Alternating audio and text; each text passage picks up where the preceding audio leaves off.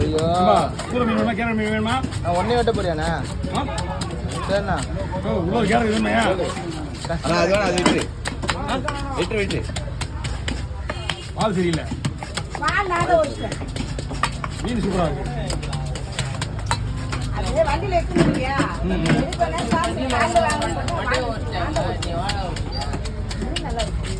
மீன் சூப்பரா இருக்கா எவ்வளோ 1500 1200 அதான் என்ன தோணும் 1200 இருக்குமா